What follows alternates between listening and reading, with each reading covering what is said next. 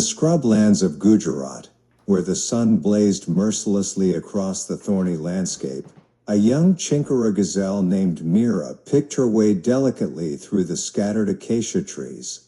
Her coat, a pale sandy brown that blended seamlessly with the arid terrain, rippled with each graceful step. Unlike her African cousins, Mira belonged to one of India's most resilient antelope species, perfectly adapted to survive in the harsh conditions of the subcontinent. The Gir forest had been her home since birth, though forest was perhaps too generous a term for the sparse woodland that stretched across the Kathiawar Peninsula. Here, between the territories of the famous Asiatic lions, small herds of Chinkara had carved out their existence for thousands of years. Mira's herd numbered only 8, a precarious size that left them vulnerable but also allowed them to move quickly when danger threatened. Her mother, Kamala, had taught her the ancient wisdom of desert survival from the moment she could walk.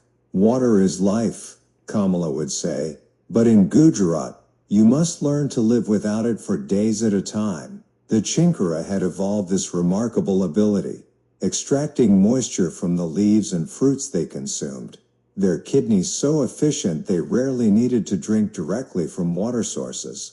This morning, as the pre-dawn darkness began to fade, Mira sensed something different in the air.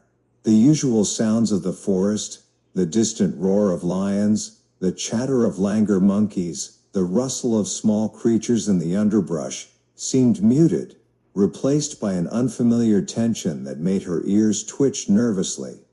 Kamala emerged from behind a cluster of care trees, her movements more cautious than usual. "The rains have failed again," she announced to the small gathering. "The water holes in the Eastern Territory have dried completely. We must move deeper into the forest, closer to the river." The decision carried significant risk. Moving toward the Huron River meant entering the core territory of the Asiatic lions, magnificent predators whose population had slowly recovered from near extinction. The lions of Gir were different from their African relatives, smaller, with distinctive belly folds, and adapted to hunting in dense scrubland rather than open savanna. For the Chinkara, they represented the ultimate test of survival skills. As the herd began their migration, Mira found herself naturally taking point position, her keen senses alert for any sign of danger. The landscape gradually changed as they moved eastward, the sparse scrubland giving way to denser vegetation. Oak trees provided welcome shade, while care and babul trees offered both shelter and sustenance. On the second day of their journey, they encountered their first major obstacle. A family of wild boar had claimed a crucial water source, their aggressive nature making them dangerous opponents despite the antelope's superior speed. The massive male boar, his tusks gleaming in the afternoon sun, made it clear that sharing was not an option. Mira watched as her mother assessed the situation with the calculating mind of a survivor. "We wait," Kamala decided. "Boar are creatures of habit. They will leave to forage at dusk, and we will have our chance." The waiting proved more challenging than expected. As evening approached, the sound of heavy footsteps echoed through the forest. A pride of lions was moving through their territory, and the antelopes found themselves caught between two sets of predators. The boar family, equally aware of the approaching danger, had decided to remain near the water source rather than venture into the open. It was Mira who spotted the solution. A narrow game trail wound around the waterhole, hidden by dense vegetation and barely wide enough for a single antelope. If they moved carefully, staying low and using the natural camouflage of the undergrowth, they might be able to reach the water without alerting either the boar or the lions. One by one, the herd members followed Mira's lead, their hooves making barely a whisper against the soft earth. The young gazelle's heart pounded as she navigated the treacherous path, every sense heightened to detect the slightest sign of danger. Behind her, she could hear the soft breathing of her companions, their trust in her judgment both humbling and terrifying. They reached the water just as the first stars appeared in the darkening sky. The precious liquid was warm and slightly brackish, but it tasted like salvation to their parched throats. As they drank, Mira kept watch, her ears constantly swiveling to catch any sound that might indicate approaching danger. The lions passed within 50 meters of their position, their golden forms ghost-like in the gathering darkness.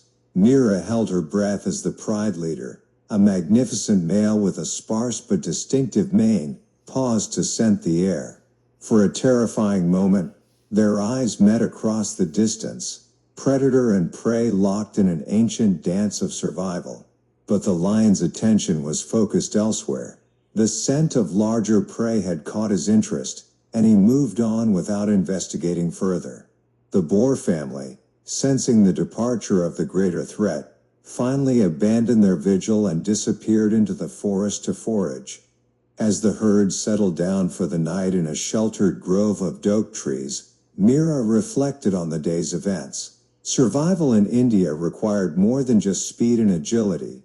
It demanded intelligence, patience, and the ability to read the complex web of relationships that governed forest life. Every species, from the mighty lion to the smallest insect, played a role in the delicate balance that allowed life to flourish in this harsh environment. The following weeks brought new challenges as the dry season intensified. Forest fires, started by lightning strikes or human activity, swept through sections of their territory, forcing constant relocations. The smoke burned their lungs and stung their eyes, while the charred landscape offered little in the way of food or shelter. During one particularly devastating fire, Mira became separated from the herd while helping an injured elder navigate through the smoke-filled forest. When the flames finally died down and the air cleared, she found herself alone in an unfamiliar part of the forest, with no idea which direction would lead her back to safety. For 3 days, she wandered through the burned landscape, surviving on whatever vegetation had escaped the flames. Her calls for the herd went unanswered, echoing hollowly through the blackened trees. Despair began to creep into her thoughts as she realized the magnitude of her situation. A lone antelope had little chance of long-term survival in lion territory. It was on the 4th day that she encountered Ravi, a forest guard who had been monitoring the fire damage. Unlike many humans she had encountered, Ravi moved through the forest with respect and understanding, his presence somehow less threatening than others of his species. He had been tracking her movements, concerned about the lone antelope's welfare. Ravi belonged to a new generation of conservationists who understood that protecting India's wildlife required more than just establishing boundaries and enforcing rules. He had spent years studying the behavior patterns of Gyr's various species, learning to read the subtle signs that indicated the health of the ecosystem. When he spotted Mira, thin and exhausted from her ordeal, he made a decision that would change both their lives. Rather than attempting to capture or relocate her, he began a patient process of guidance, using his knowledge of the forest to lead her toward areas where she might find food and water, and eventually, her herd. The process took weeks, with Ravi maintaining a respectful distance while ensuring that Mira had access to the resources she needed. He cleared blocked water sources, removed snares left by poachers, and even used recorded antelope calls to help guide her in the right direction. During this time, Mira learned to see humans in a new light.